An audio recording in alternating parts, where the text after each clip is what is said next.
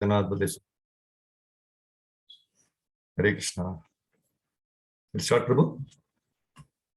Hare Krishna. Yes, Prabhuji. Hare Krishna, Prabhuji. Hare Krishna. Hare Krishna. No plans. Jagannath Baldev रमण की जय. वो बंद करेगा. हरे कृष्णा. गिरिगोवर्धन की जय. नरसिंह भगवान की जय. गुरु परंपरा की जय.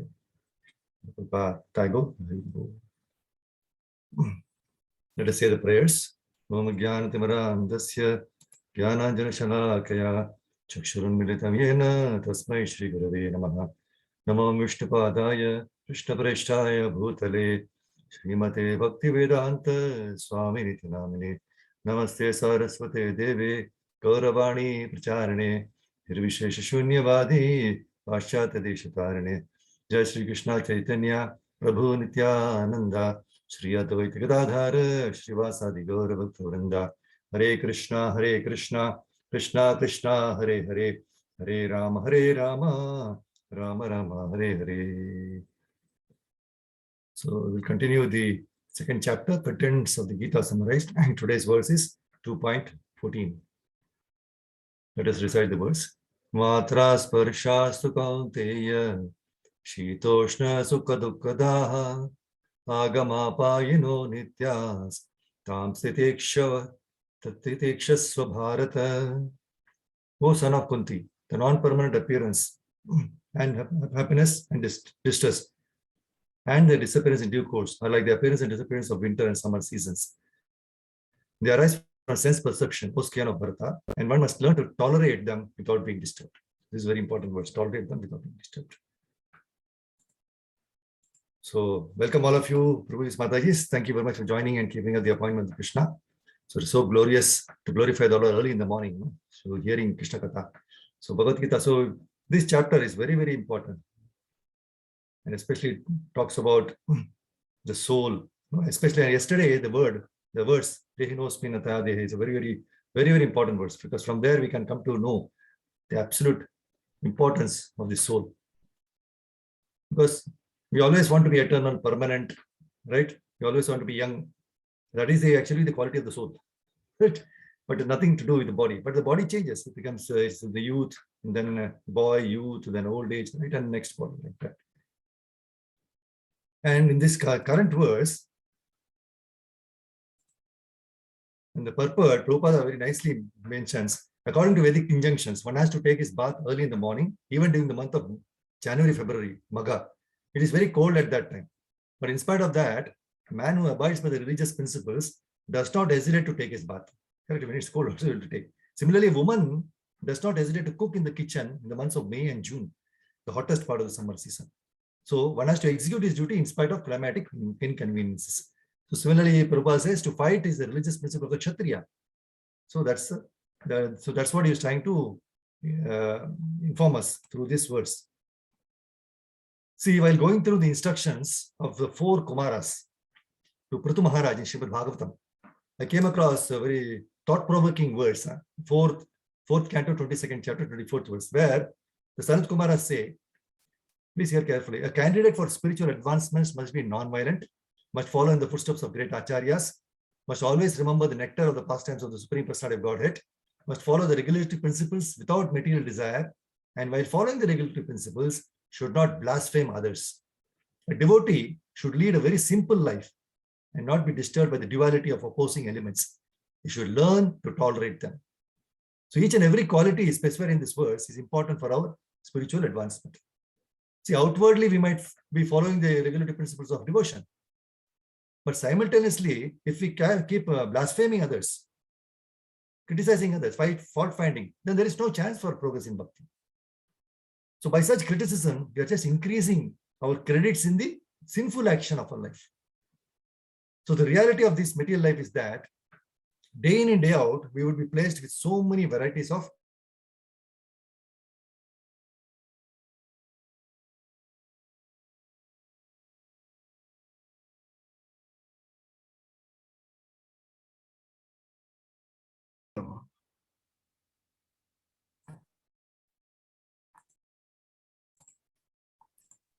Please continue. Hare Krishna. Yes, thank you, bro. Sorry, bro. So Prabhupada is advising Arjuna to tolerate. So he very nicely says, no, there is no need to lament when we are sick. We might not be able to pursue our regular day-to-day activities. But if we tolerate the pain for some time, then we will be able to realize the sickness is also a blessing in disguise. This is offered by the Supreme Lord, so that we could spend more quality time in chanting and other activities of devotional service. So this verse is a solution to threefold miseries. If we think carefully, we have no solution to Adhyatmik, Adibhautik and Adidevic kleshas, problems. So the only way to face them is to tolerate them. And same is told by Krishna here in that all the happiness that we get in our life and all kinds of distress are temporary. So they appear and disappear, just like summer and winter seasons. So we should learn to tolerate them. This is a very important word that you should understand. See, in this age of supercomputers, right? We have learned everything to earn our bread and butter. People around us are still busy in learning new things to quench their thirst of knowledge. But actual application of learning lies in practicing them. So today, parents teach their kids all academic knowledge. They also teach them moral etiquettes. They are concerned in teaching them some extracurricular activities, like art, sports, and many more things, as per their own interest. But they forget one thing. They forget to teach their kids how to face the problems of life, which is the most important lesson to be learned. Kids learn on their own as and when they get good and bad experiences. And this is Kali Yuga. A child without training is thrown into the world of miseries. The child's struggle starts as soon as he or she enters the school, leaving the shelter of their parents, even if it is 3 or 4 hours a day. The child starts learning many things on his own. And as soon as the child is out of the house, he is out of control of his parents. So what to do? So what do the parents do at this stage? They cannot monitor them 24/7. So here the Vedic culture comes into picture. Unfortunately, today's modern families have forgotten this Vedic culture. And the Vedic culture is to train the child in spiritual injunctions. Vedic culture is to enlighten the child about possible problems out there in the world and the techniques of facing them. So this verse in Bhagavad Gita clearly states that there is no solution to certain problems. Only thing we can do is tolerate them. And this is the knowledge that needs to be given to the new generation. So then they do not get into depression, anxiety, or any other problems, which can result in very difficult situation in the future. So all of us are searching for happiness in every action of ours before understanding that this Krishna consciousness, right? For example, when we are searching for job, we are in great anxiety that when will I get a job? This is one kind of distress. After getting job, we forget the previous distress condition and expect the happiness in getting the salary. If you can recollect, in the beginning of our career, when we got our first month's salary, we would have enjoyed that moment a lot. You were thinking, yes, finally I have achieved this happiness. After months, some months, not even years, we would have compared our salary with our colleagues and started feeling, when will we come to that position and get that much salary? That means what we have achieved or earned is not giving us real happiness now. Again, distress started. In the flow of mental happiness and distress is going like this forever. So such happiness and distress are non-permanent. So these things disappear in due course of time. We never try to forget, but eventually we have forgotten the happiness and distress which we attained so far. Even we have forgotten our lovable persons, who have disappeared from this world. If we ask ourselves, when did we forget, or whether we made a special endeavor to forget? The answer for both these questions is no. Krishna in the form of time is so powerful that he makes us forget these things in due course of time, even without our knowledge. See, after searching in so many areas, why haven't we found the real happiness? This is because we are thinking that we are this body and we are searching happiness through our senses. We do not know where the real happiness is available. For example, when we are thirsty, if we pour water on the body instead of drinking it, will it satisfy our thirst? No. But we can feel some chillness or cooling on our body for a short time, and our thirst will remain as it is. But when we drink water and it reaches our stomach, then we will not feel thirsty. Similarly, we are as Jivatmas. We can experience a real happiness in devotional service when we actually begin to perform the same. But all the other services which we do for the satisfaction of our senses will result only in happiness and distress, which are temporary in nature. So all the material activities will impact only the senses. Only Krishna Bhakti will touch the soul, which is transcendental to material activities. So all our mental happiness and distress arise from sense perception. And we don't have any business with that.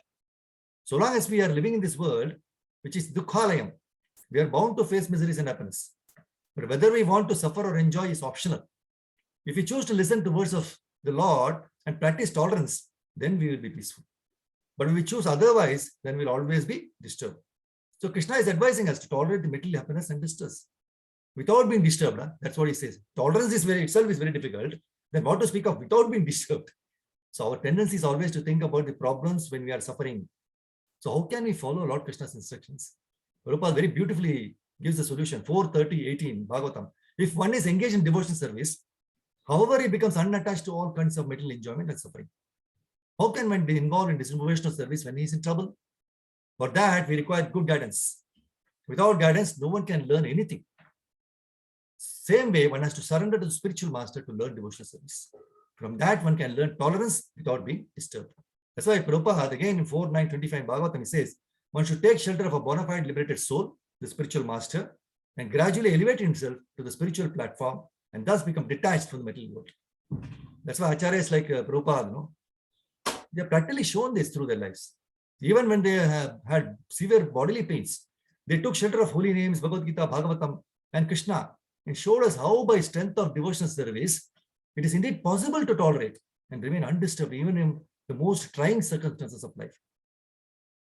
See, Bhagavatam explains in verse 10, 18, 2 and 3 that, see, while Krishna and Balram were enjoying life in Vrindavana, in the guise of ordinary cowherd boys, the summer season gradually appeared. So this season is not very pleasing, no, right? But however, because Supreme Personality of Godhead was personally staying in Vrindavan, along with Balarama, summer manifested the qualities of a spring. Such are the features of the land of Vrindavana. So with the presence of Krishna, summer is like spring. The Guru Maharaj says that we may have so many difficulties in our life, but when Krishna is present in the form of his names, everything becomes easy and tolerable. And the difficulties may be there, but they did not bite us so much. So we see from the past time of Prahlad Maharaja that even when he was put in the fire, he was not burnt by the fire element. Prabhupada writes in the purport 3:31:18, by the transcendental energy of the Lord, everything is possible. So Krishna makes us understand in this verse, one must learn to tolerate them without being disturbed. We should have a simple life. Simplicity attracts the mercy of Krishna. Prabhupada did not put so many complicated things to attract devotees. He had a simple Kartar and Bhagavatam. Thereby, he attracted so many living entities just by simplicity and purity. So tolerate and adjust. That's what Lord Chaitanya Mahaprabhu advised in Shishashtakam, no? Trinadapi Sunichena, Tarorapi Sarishtuna, Amanina Manadena, Kirtaniya Sadahari. One can chant the holy name of the Lord in a humble state of mind, thinking himself lower than the straw in the street. One should be more tolerant than the tree, devoid of all sense of false prestige, and ready to offer all respect to others. In such a state of mind, one can chant the holy name of the Lord constantly. See, miseries and difficulties are bound to come in our lives because we are in the conditioned material world. Krishna himself certifies this world as dukkhalayam ashashvatam. So still everyone is hankering for the temporary happiness. We don't want any difficulties, still it comes. But if it will go away, as nothing is permanent in this world. In order to face all these disturbances, the best solution given by Lord is to simply tolerate. We are not able to tolerate any small reverses in life, and we are so much agitated, all because we are not having enough faith in Krishna. He is our Supreme Father. We should understand that whatever happens to us is for our good only, because a father gives only the best to the children. The problem is we don't accept this fact. When we understand and accept this, we can tolerate any pains and sufferings, and will not be agitated in any circumstances, and we can live completely peaceful and satisfied. And then we can perform a sadhana with one pointed attention. See, Vidura, how much tolerant he was. Duryodhana insulted him so much, but he did not react. He just left. Same way with Kunti Maharani. She says, no, I wish that all those calamities would happen again and again, so that we could see you again and again. For seeing you means that we will no longer see the repeated births and deaths. See, we all know how much Kunti Maharani had faced almost so much miseries in her life. Still, she was so much tolerant. She was able to welcome the calamities again and again. She was a chaste devotee of the Lord. So she takes this as an opportunity to remember the lotus feet of the Lord, which gives us liberation. And moreover, the most difficult part is to tolerate to see the flourishing condition of others. Duryodhana is the best example. He was extremely envious when he saw the Pandavas living peacefully, even in the forest. And he wanted to create disturbances. See, especially when we see our friends, who is in our equal position. Suddenly, if they get any promotion, buy a new car, a new house, or be any other prosperous situation, we are not able to tolerate it. This is very dangerous. And this tendency we should avoid. Always we should have the strong belief that whatever is within our quota, we are sure to get it.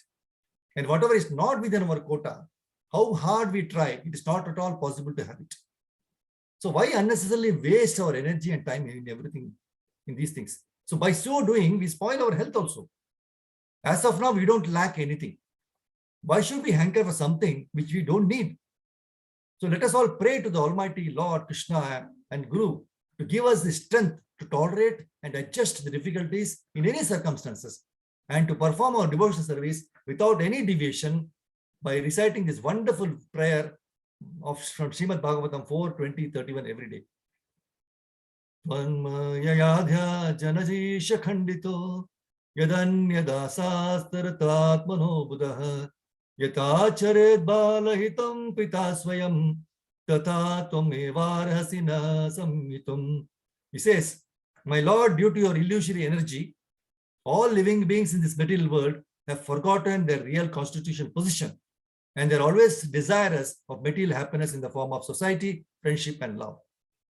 See, now you just listen. Therefore, please do not ask me to take any material benefit from you. See, very nice. Therefore, please, he's asking, telling the God, Lord, therefore, please do not ask me to take any material benefit from you. But as a father, not waiting for the son's demand, does everything for the benefit of the son. So he's asking, please bestow upon me whatever you think is best for me. This reminds of the 2.7 verse. Krishna is telling, Arjuna is telling, surrendering him and telling, please instruct me what is beneficial for me. Thank you very much, Prabhuji Mataji. Karantra Srimad Bhagavad Gita ki Jai Shri Prabhupada ki Jai. Hare Krishna. Jai. Hare Krishna.